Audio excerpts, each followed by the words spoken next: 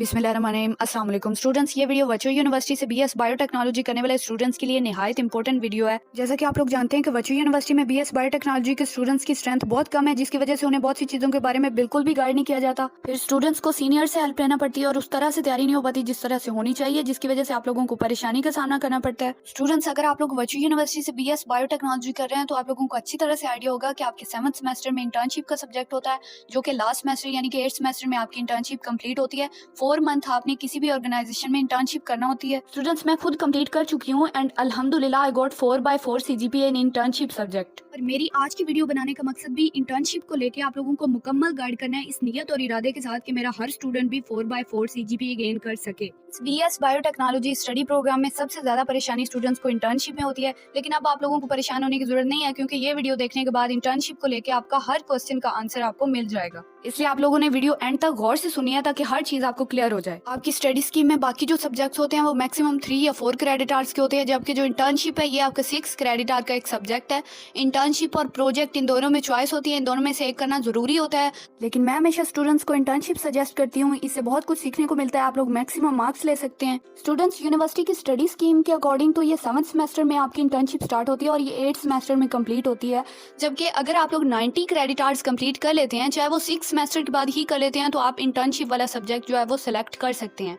इसके लिए 90 credit hours complete होना जरूरी है। अब वो स्टूडेंट्स जिनके 90 क्रेडिट आवर्स कंप्लीट नहीं हुए, उनके F ग्रेड्स आए हैं, उनका 7th सेमेस्टर भी हो गया, तो वो इंटर्नशिप का सब्जेक्ट सिलेक्ट नहीं कर सकते, उनके LMS पे इंटर्नशिप का सब्जेक्ट शो नहीं होगा। जरूरी है कि पहले आप 90 क्रेडिट आवर्स कंप्लीट कर लें, 90 क्रेडिट आवर के सब्जेक्ट्स जो है वो पास कर लें, उसके बाद आप इंटर्नशिप सेलेक्ट कर सकेंगे। स्टूडेंट्स, इंटर्नशिप वैसे तो 4 मंथ ही रिक्वायर्ड है, लेकिन आप लोग अगर 3 मंथ 2 मंथ 3 मंथ में भी टेस्ट कंप्लीट कर लेते हैं, जो आपको बता दिए जाते हैं कि आपने ये टेस्ट करने हैं, वो अगर आप लोग 2 मंथ में भी कंप्लीट कर लेते हो तो आप पे डिपेंड करता है, आप लोग इतने में भी कर सकते हैं। इंटर्नशिप किसी भी हॉस्पिटल या किसी भी लैब में की जा सकती है, किसी यूनिवर्सिटी के लैब में आप लोगों को टेस्ट यूनिवर्सिटी की तरफ से बता दिए जाते हैं, सर बता देते हैं कि आपने ये वाले टेस्ट करने हैं, और वो टेस्ट कोई भी ऑर्गेनाइजेशन करवा रही है तो वहाँ से आप लोग कर सकते हैं। तो इसके लिए जरूरी है कि आप जिस भी ऑर्गेनाइजेशन में इंटर्नशिप करना चाहते हैं, सबसे पहले आप पता करें कि क्या वहाँ पे जो टेस्ट रिक्वायर्ड है वो सारी फैसिलिटी अवेलेबल है।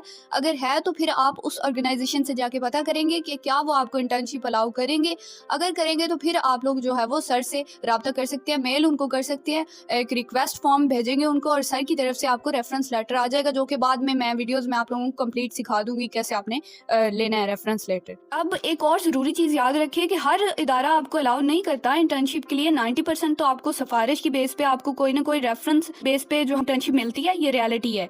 इससे पहले कंफर्म करना जरूरी होता है कि जिस इदारे में आप लोग इंटर्नशिप करना चाहते हैं वो आपको अलाउ कर रहा है या नहीं कर रहा है। अगर कर रहा है तो फिर आप लोग फर्दर आगे जो भी करना है वो करें।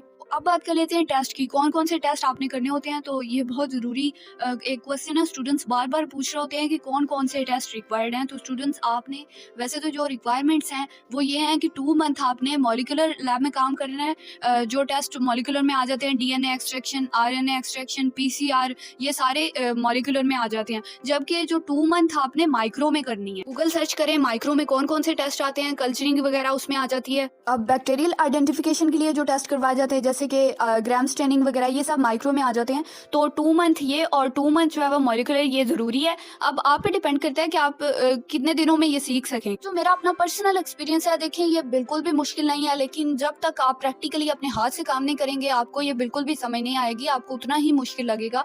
तो कोशिश करें कि प्रैक्टिकली काम करें। तो प्रैक्टिकली जब आप करेंगे तो बिल्कुल भी ये मुश्किल टेस्ट नहीं लगेंगे। अब एंड पे एक इम्पोर्टेंट चीज़ क्लियर कर दूं, देखिए 90% जो हॉस्पिटल्स में, मोस्टली हॉस्पिटल्स में ये मॉलिक्यूलर टेस्ट की फैसिलिटी अवेलेबल नहीं होती।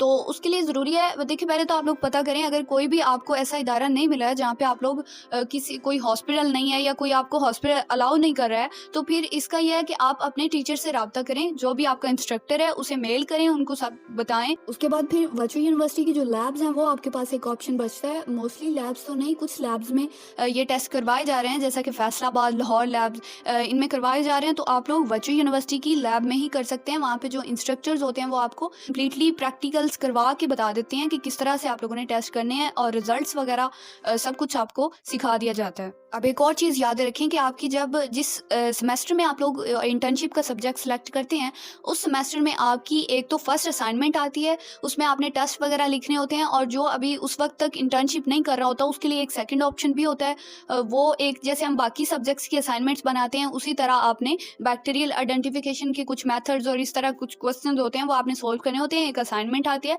उसके कुछ दिन के बाद मिड टर्म के बाद यानी कि फाइनल टर्म से पहले आपकी एक सेकंड असाइनमेंट आती है। तो जो सेकंड असाइनमेंट आती है उसमें आपने कुछ भी नहीं करना, जस्ट जो फर्स्ट असाइनमेंट आपने बनाई थी उसकी पावर पॉइंट स्लाइड्स बनानी है, पीपीटीज बनानी होती हैं, वही डाटा आपने उठा के स्लाइड्स में लिखना होता है, और कुछ डायग्राम्स वगैरह भी ऐड करनी होती हैं। फर्दर मैं आप लोगों को नेक्स्ट वीडियोस में बता दूंगी इंशाल्लाह। तो उसके बाद आपका आ जाता है लास्ट सेमेस्टर, जिसमें आपकी फिर एक रिपोर्ट बनानी होती है आपने। उसके बाद फिर एक रिपोर्ट आती है, वो आपने जो फर्स्ट रिपोर्ट बनाई होती है उसी की आपने स्लाइड्स बनानी होती हैं, पीपीटीज बनानी होती हैं, और फिर एंड पे आपका फाइनल वाइवा होता है जो कि बहुत इंपॉर्टेंट होता है, जिसके बारे में मैं इंशाल्लाह नेक्स्ट वीडियोस में बता दूंगी।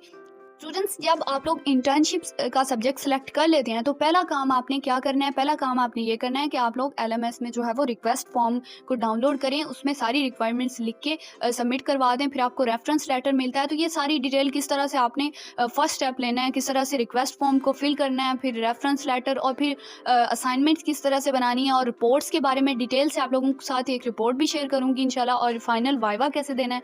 तो ये सारी चीज़ें तो इसके लिए आप चैनल को सब्सक्राइब कर लें ताकि नई आने वाली वीडियोस आप तक बआसानी पहुंच सकें। उम्मीद है आप लोगों के लिए वीडियो इन्फॉर्मेटिव रही होगी। Thank you for watching. Best of luck. अल्लाह हाफिज़।